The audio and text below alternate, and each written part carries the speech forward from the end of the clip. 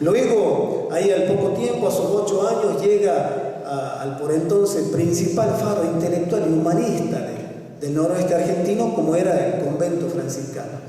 El colegio franciscano, la escuela de San Francisco, como dijo acá mi amigo Ronen, a ese tradicional prestigio que siempre tuvo, después de 1810, 1812, se agregan frailes recoletos desde Buenos Aires que van a elevar ya a la excelencia el nivel de esa jerarquía del convento franciscano. Y me voy a tomar el atrevimiento de arrebatar al olvido los nombres de aquellos frailes, primero que fueron compañeros y otros que fueron docentes de Fray Mamerto Esquiú, porque yo estoy convencido que Fray Mamerto Esquiú, el alma mater de Fray Mamerto Esquiú es el convento franciscano. Esquiú no se ha formado en las principales universidades de Europa como otros intelectuales, no se ha formado en las principales universidades de América Latina como otros intelectuales o de la América anglosajona. Esquiú se formó íntegramente en Catamarca. Es un producto catamarqueño, es un producto de excelencia de Catamarca, porque Catamarca tenía un nivel de jerarquía en materia educativa. Y una de esas excelentes casas de formación era el convento franciscano y la escuela de San Francisco. Frailes en el convento de Catamarca desde 1834 a 1862, o sea, la primera etapa. Cuando Esquiú llega siendo niño, yo me lo imagino, yo camino por esas galerías y me lo imagino a ese niño de 8 años, aún triste, hacía poquito que había perdido su madre. Imaginen ustedes 8 años, perder así repentinamente por un caballo encabritado que tiró a su madre con su hija menor y a los pocos días muere. ¿Qué debe sentir un niño que nació enfermo, que nació pobre, nació con distintos problemas, separado ya del seno de su hogar e inserto en el convento de San Francisco? Pero sucede que ese niño, su confianza en Dios y sus dotes intelectuales, pero especialmente su contracción al trabajo y al estudio, lo van a hacer superar esas dificultades. ¿Quiénes fueron sus compañeros?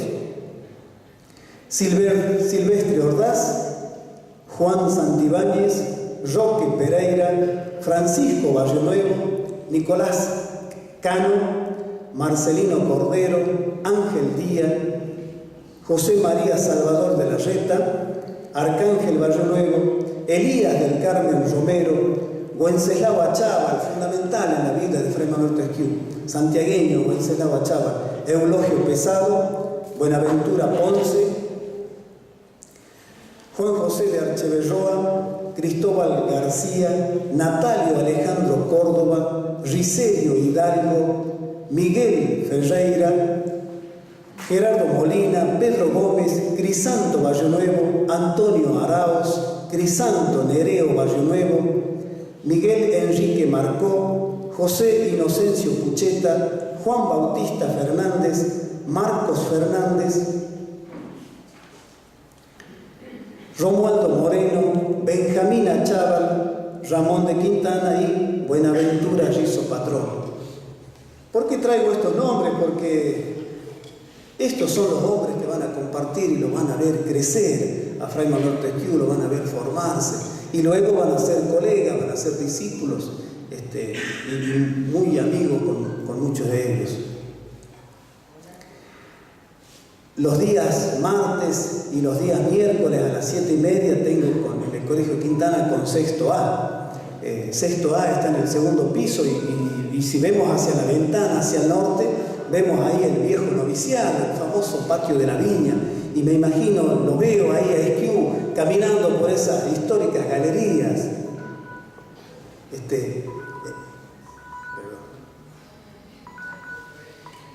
Entonces, caminando por esas históricas galerías, un hombre formado íntegramente en Catamarca.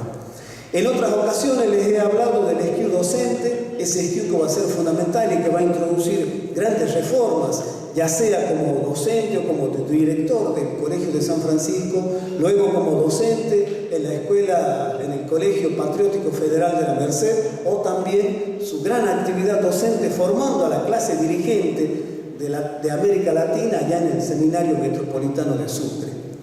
También les he hablado en otras ocasiones accionar político de Esquiú, él hace como diputado de Valle Viejo, donde va a tener un accionar fundamental, desde la instauración del barquito, de la concesión del barquito en el Alameda, que nos parece anecdótico, hasta decretos fundamentales, como es la transparencia de los fondos públicos, que todo representante debe dar a su pueblo.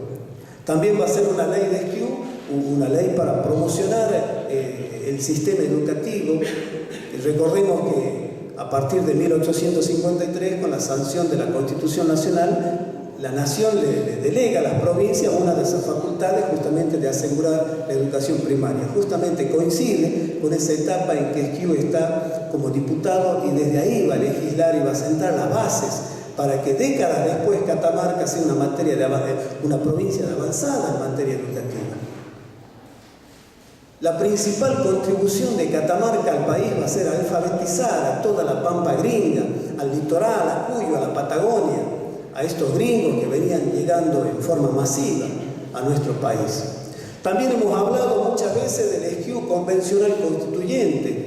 La segunda constitución de Catamarca, la de 1855, es prácticamente obra de Esquiú, como también la cuarta, la de 1877.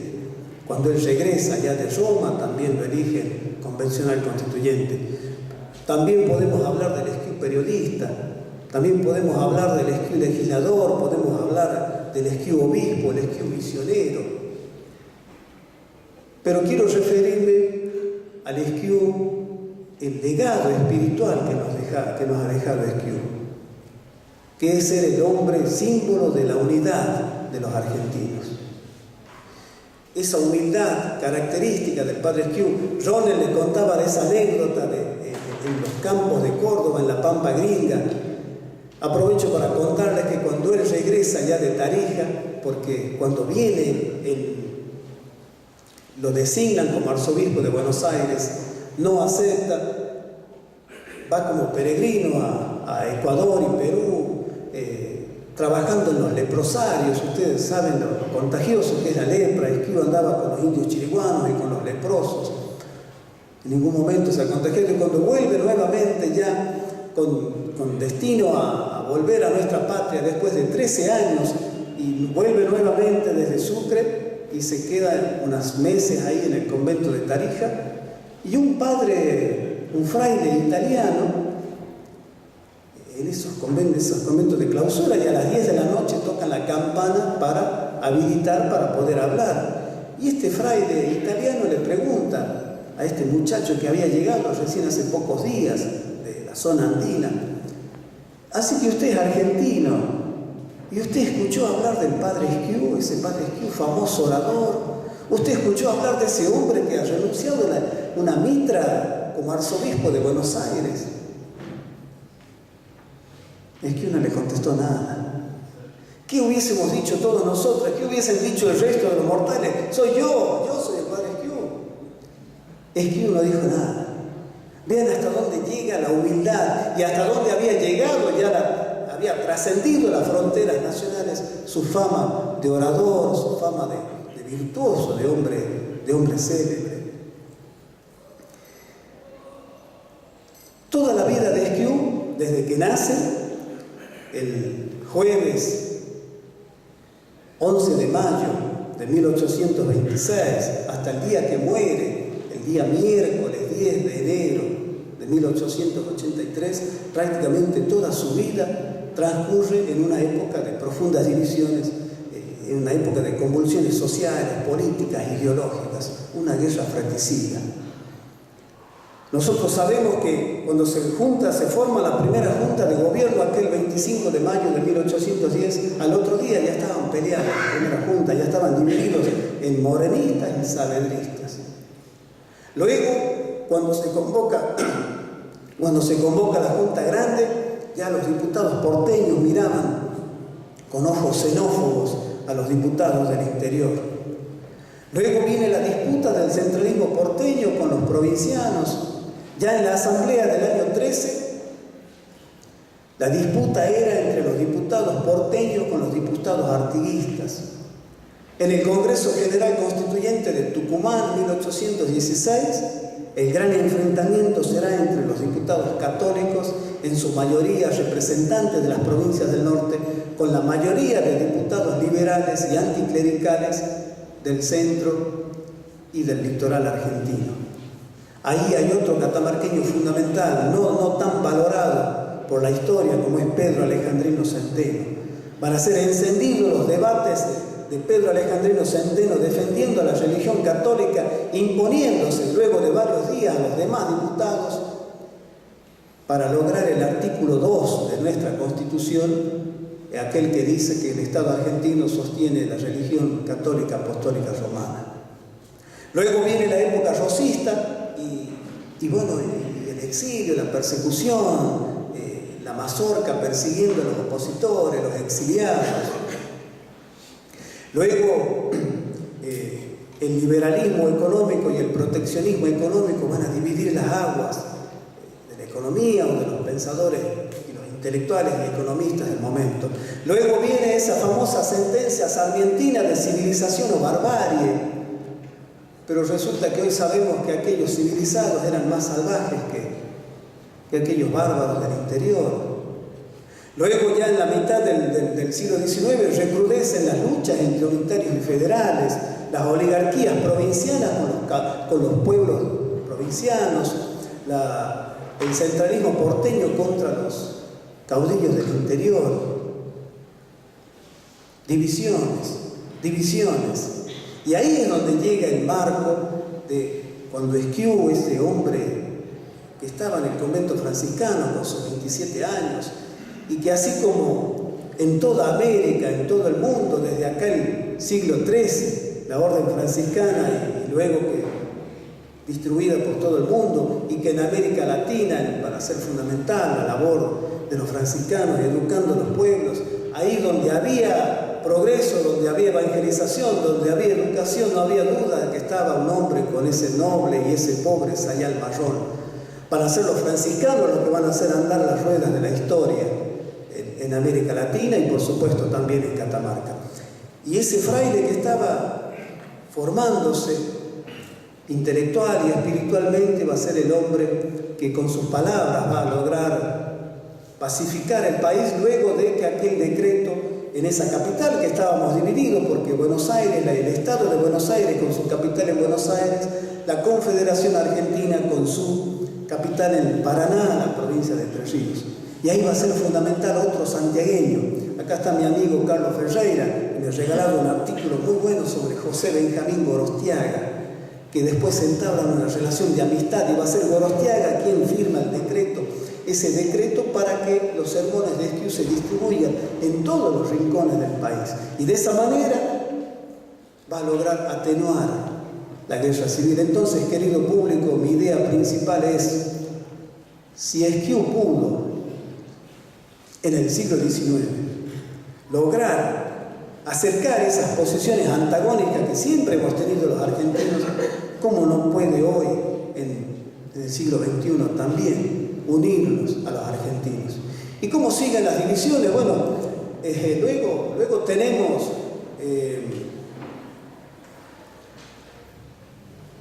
siguen las oligarquías, siguen contra los pueblos, luego vienen también ya en la década del 80 el liberalismo, las sectas masónicas contra la Iglesia Católica, luego también tenemos la profunda división entre conservadores, los mismos conservadores a su vez divididos en autonomistas y nacionalistas, luego aparece el radicalismo y está esa disputa entre radicales y conservadores.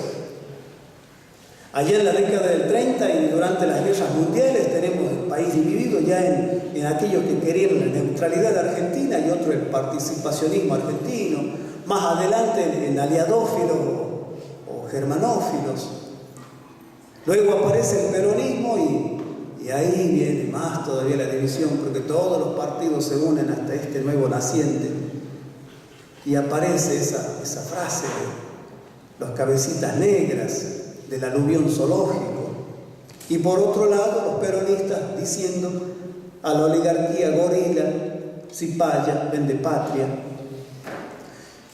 Y durante todo el siglo XX esa antinomia peronismo-antiperonismo. A su vez, el radicalismo se divide entre frondicistas y balvinistas. Los militares se dividen entre moderados antiperonistas y acérrimos antiperonistas. Durante una época de dictaduras fuertes y democracias débiles están los argentinos que quieren los votos y otros las botas. Luego, durante la década del 70 tenemos quizás el punto más alto de nuestra división como sociedad, con los extremismos de izquierda, los extremismos de derecha, los guerrilleros y la AAA que van a sembrar de cadáveres nuestro país.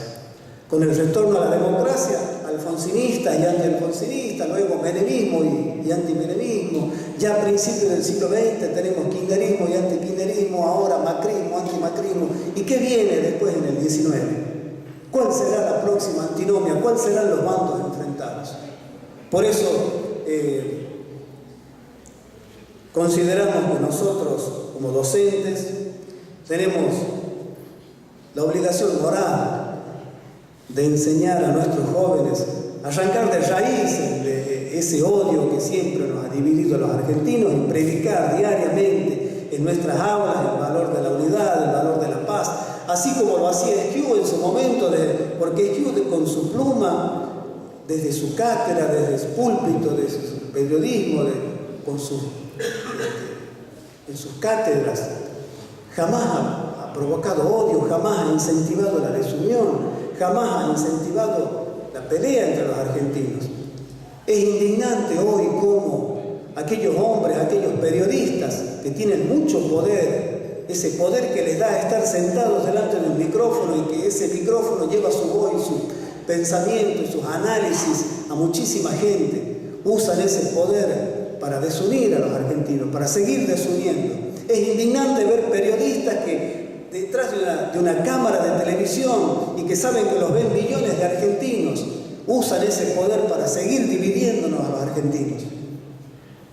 ¿Cuándo va a ser el día que nosotros podamos tener comunicadores sociales serios que nos hagan unirnos? Somos una misma nación, una misma patria. Comprendo los intereses sectoriales, porque obviamente los comprendo. Esa es tarea nuestra, señores. Y quiero cerrar con unas frases, justamente porque si les decía que Esquiú ha sido fundamental allá en el siglo XIX, también lo será. Es un hombre, una figura imprescindible en este siglo XXI. Esquiú no solamente es pasado, Esquiú no solamente es un hombre importante del siglo XIX, Esquiú es fundamental hoy, en el siglo XXI. Por eso nosotros tenemos que tomarlo como modelo, tomarlo como paradigma y empezar a construir de una vez por todas esa Argentina que nos merecemos. Y cierro con una frase de Fray Mamerto Esquiú. Esquiú dijo: ¿por qué no trabajáis con toda la fuerza de vuestra alma en generalizar la ilustración, la moralidad, en difundir el espíritu de unión en los ciudadanos para que el pueblo, tomando su imponente y solemne lugar, desentierre con su sola presencia los tiranos y el despotismo de sus instituciones? ¿No veis que todas las cartas de libertad dadas a los pueblos en todo el horizonte de la historia son fruto de la paz? Sed justos, diría a los magistrados, a los legisladores, al soldado, a todos los ciudadanos. Sed justo, clamaría sobre los comicios populares, escribiría justicia en todos los programas y con todas mis fuerzas iría gritando por todas partes la justicia, la honradez y la lealtad. Esto lo dice Esquiú en uno de sus sermones el 25 de mayo de 1854. Y luego, en aquel célebre sermón La et Amour de Gloria Vestra, el 9 de julio de 1853, también dijo: la ley es el resorte del progreso y los medios no deben confundirse con los fines. Libertad. No hay más libertad que la que existe según la ley. ¿Queréis libertad para el desorden? ¿La buscáis para los vicios, para la anarquía? Maldigo esa libertad. República Argentina, noble patria, todos tus hijos te consagramos nuestros sudores y nuestras manos no descansarán hasta que te veamos en posesión de tus derechos, rebosando orden, vida y prosperidad. Regaremos, cultivaremos el árbol sagrado hasta su entero desarrollo y entonces, sentados a su sombra, comeremos sus frutos. Las cosas, los hombres, el tiempo, todo es de Dios y de la patria. Ojalá que este sueño del Padre Esquiú sea nuestra tarea y nuestro compromiso para empezar a trabajar diariamente desde nuestro lugar de trabajo, arrancar esas semillas del odio y, así como nos enseñó Esquiú, trabajar por la paz y la unidad de todos los argentinos. Muchas gracias.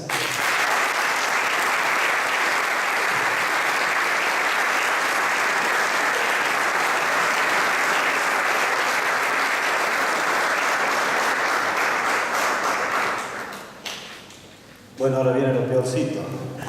Este es un tribunal internacional, entre un mendocino, un catamarqueño y ahora un salteño. Ciertamente que Catamarca, como le comentaba el Santo Padre en julio del año pasado, tiene la parte del león, porque si bien Fray Mamerto Esquiú era catamarqueño, yo diría que también es argentino, es internacional. Y uno de los temas que se ha tratado cuando se hablaba sobre la futura beatificación, que pareciera que es casi inminente, y la canonización de Fray Mamerto Esquiú, uno de los principios que pregona en la legislación de las causas de los santos es que la figura no sea solamente localizada, sino que tenga una amplitud, si no sería una cosa meramente catamarqueña y no lo es.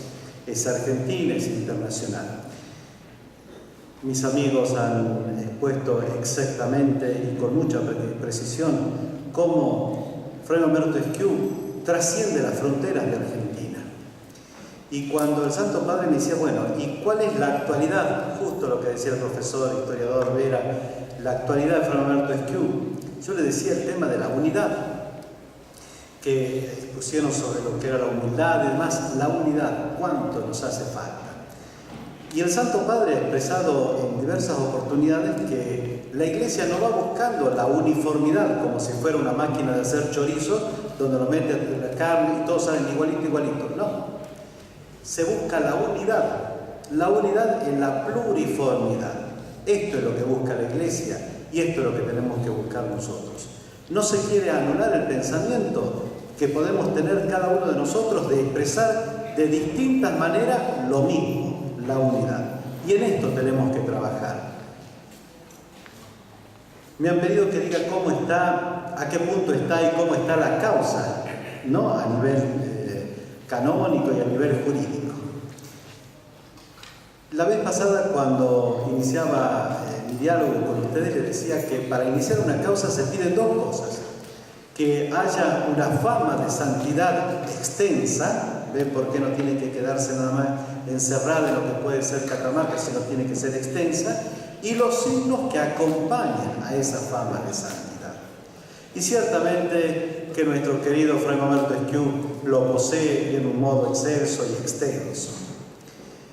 Cuando se trataba de examinar las causas, la causa de canonización de Fray Mamerto Esquiú, y digo de canonización porque todas las causas van dirigidas a ser canonizadas.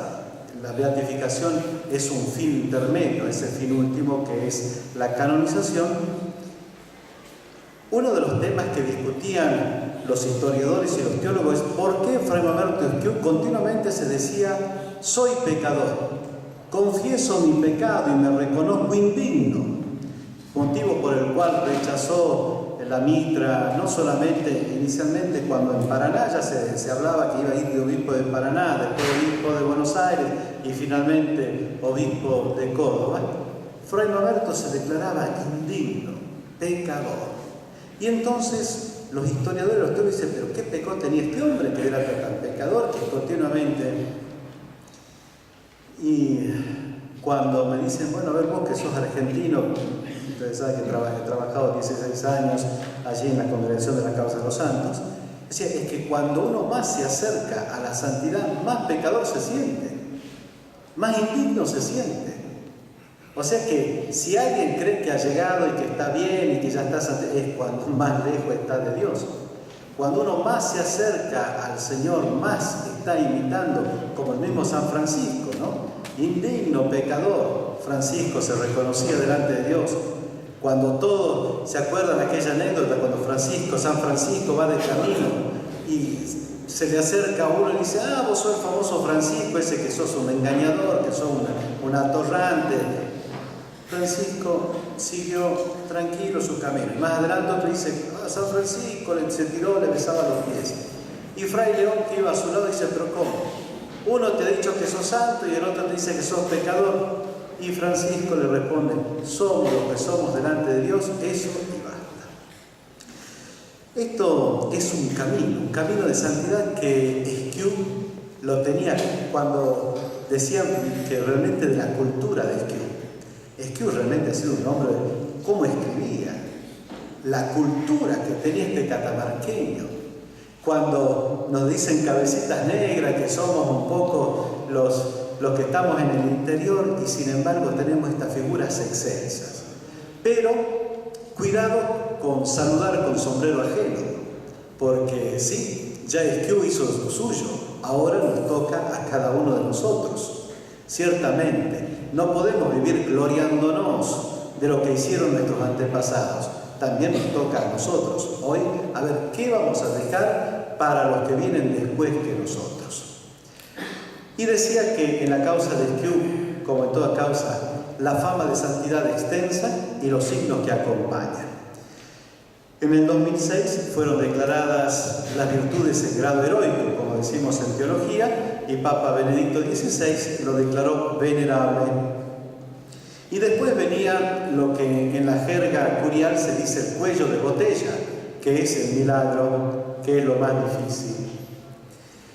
Las causas en Vaticano, las causas que van adelante con mayor agilidad son aquellas que, si bien se están tratando las virtudes, ya tienen un milagro o un presunto milagro en vista, y era el tema de Esquiú. Había un milagro un presunto milagro del cual se hablaba de una curación excepcional sobre la vista de una persona, que después no prosperó. Y bueno, el año que viene van a ser ya 100 años que se inicia la causa, porque todo el puntapié inicial lo dan los laicos, cosa que no tenemos que avergonzar los franciscanos, los frailes. Los laicos impulsan con esta figura y en el 1920 comienza este fervor de propagar las virtudes y la santidad de Fray Mamerto. Es aquí que se presenta un hecho excepcional en la ciudad de Tucumán. Un médico católico, hijo de catamarqueño tenía que ser, le dice a esta mamá, viendo que su hijita se moría: pero ¿por qué no le reza a Fray Mamerto Esquiú? Dice: dice esta señora, yo he